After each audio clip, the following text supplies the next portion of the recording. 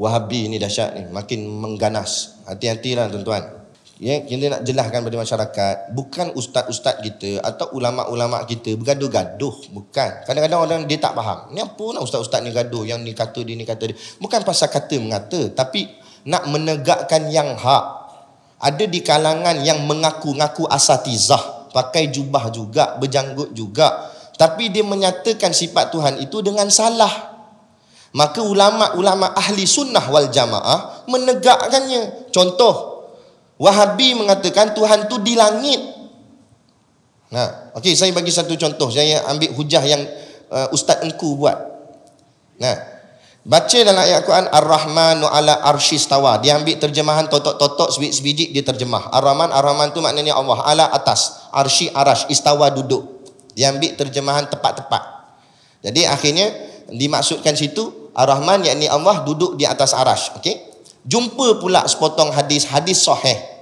Dalam hadis kata sepertiga malam Allah turun ke langit dunia. Saya terjemahkan terus. Sepertiga malam Allah turun di langit dunia. Sepertiga malam ni lebih kurang pukul 3 ke 4 pagi macam itulah, waktu orang bangkit tahajud. Jadi dikatakan Allah turun ke langit dunia. Sekarang persoalannya, Allah ni di mana? Langit dunia ke? Allah turun ke bumi ke? Atau Allah duduk di langit? Sebab adalah hadis kata Allah turun. Ayat Quran pula kata Allah duduk di atas arah. Kan? Lepas tu pula, sepertiga malam tu bukan sekali berlaku, tetapi setiap masa. Kenapa setiap masa? Sebab bumi ni berputar, berpusing. Contoh tadi kita semayang maghrib. Ada di negara lain sedang semayang maghrib sekarang ni. Contoh kita, kalau ada sahabat kita yang nak buat haji ni berada kat Mekah sekarang. Adakah sama waktu dia dengan kita? Boleh jadi kita sekarang maghrib, mereka asar. Sekali kita mayang isyak, mereka pula maghrib.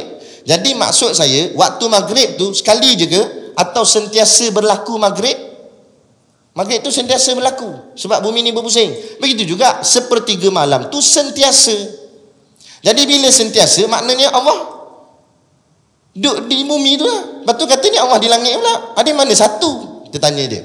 Dia jawab macam mana? Kadang-kadang Allah naik, kadang-kadang Allah turun. Pula dah.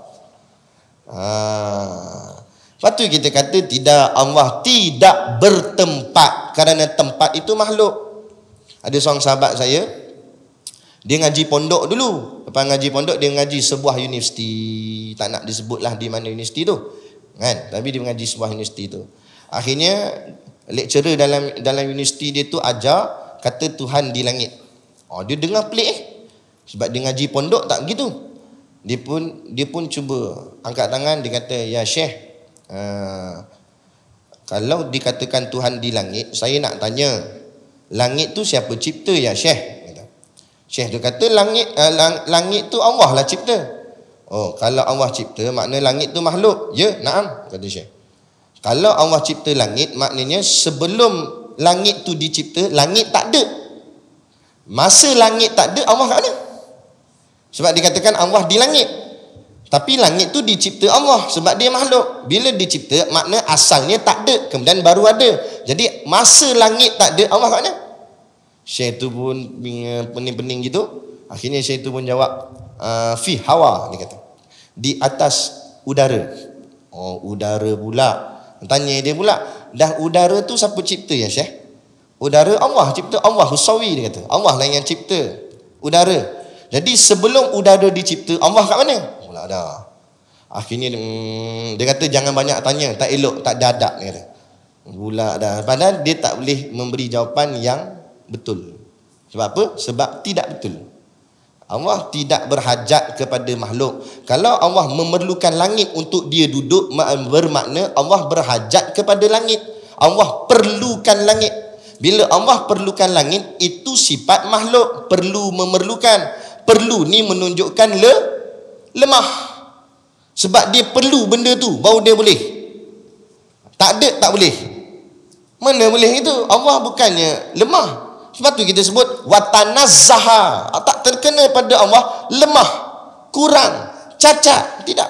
An musyabahatil hawadis. Keserupaannya seperti makhluk, tidak.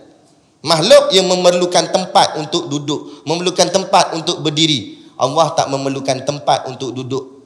Kalau Allah memerlukan tempat, bermakna Allah lemah, kena ada tempat baru boleh Allah duduk. Sedangkan Allah maha kuasa. Jadi Allah, hasilnya Allah wujud bila makan. Bukan makan ni, makan tu tempat. Allah ada tanpa tempat. Pegang situ kemah-kemah. Itulah akidah ahli sunnah wal jamaah.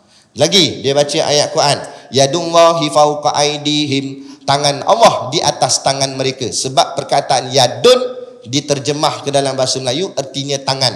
Yadullah, tangan Allah. Dia pun bila sampai ke ayat ni, dia pun berkata bermaknanya Allah ada tangan lah. Lepas tu kita tanya, macam mana tangan Allah? Oh, tangan Allah tak sama dengan tangan makhluk, tapi ada tangan. Cakap gini bahaya. Sebab apa? Sebab bila kita sebut Allah ada tangan, apa yang bermain di fikiran tuan-tuan? Apa yang tuan-tuan bayangkan? Zerub. Betul tak betul? Situ yang bahaya tu. Sebab tu ini bahaya. Sebab tu ahli sunnah wal jamaah, ulama kita kaji lama dah benda ni, maka tak boleh. Maka ulama takwil ayat tersebut. Jadi yadun di situ walaupun pada asal makna asal ni ialah dengan makna tangan, tapi tangan itu ditakwilkan. Maknanya diertikan dengan makna kuasa. Yadullahi fawqa aydihim, kuasa Allah di atas kuasanya mereka. Mana kalau kamu rasa kamu lagi kuasa, Allah lebih berkuasa atas kamu. Itu maksud. Maka terhasillah kitab-kitab tafsir yang muktabar daripada ahli sunnah wal jamaah. Gitu. Sebab tu terjemahan Quran ni baru je. Dulu mana ada terjemahan Al-Quran? Dulu orang karang bukan terjemahan, tafsiran. Terjemah lain, tafsir lain. Terjemah ni kalih bahasa. Tafsir ni menghuraikan makna pada ayat tu. Kan? Siapa kamu untuk terjemah ayat Allah? Itu kalam Allah tu. Kita boleh terjemah ke? Ya, boleh buat pandai-pandai. Situ bahaya tu. Sebab tu ulama-ulama dulu dia tak terjemah, dia tafsir. Makna tafsir ni apa dari segi ilmu yang dia faham, dia tafsir apa makna ayat ni. Boleh jadi tepat, boleh jadi mungkin tak tepat, tapi tafsiran sahaja. Itu makna tafsir, menafsir. Dan ulama yang layak untuk mentafsir ayat Quran bukan sebarangan orang. Yang ilmunya tinggilah dari segi ilmu lughah, kan? Banyaklah kena belajar ilmu bayan, ilmu mantik, ilmu nahwu, ilmu saraf, ilmu badik. Itu. Ni ikut kuliah sebulan sekali, lepas tu nak tafsir ayat Quran. Loh. Telan pil kuda ke benda? Kena mabuk mana? Ada pula. Mana boleh? Kan? Tak cukup orang mengaji tinggi-tinggi baru dia boleh faham. Gitu. Jadi hati-hati. Jadi mengatakan Tuhan bertangan, Tuhan bertempat, ini menyerupakan dengan hawadis, musyabahatil hawadis. Serupa seperti makhluk, maka bila serupa seperti makhluk jadilah lemah. Maka kita rad Tuhan tidak lemah. Ni bahaya ni. Sebab tu masa dia membida'ahkan kunut subuh, membida'ahkan yasin malam Jumaat, membida'ahkan wirid zikir lepas mayang, bukan kata kita boleh terima, tapi boleh tahan lagi. Kita tak sampai tahap nak hardcore sangat, kan? Kita boleh, bukan boleh terima, tapi maksudnya okey tak apa lagi lah, sebab barang-barang tu barang-barang sunat, tak buat pun sah. Tapi bila dia main soal akidah, ini tak boleh diam. Sebab ini boleh merosakkan kepahaman bagi masyarakat mengenal Tuhan. Jadi kenal Tuhannya dengan jalan yang salah.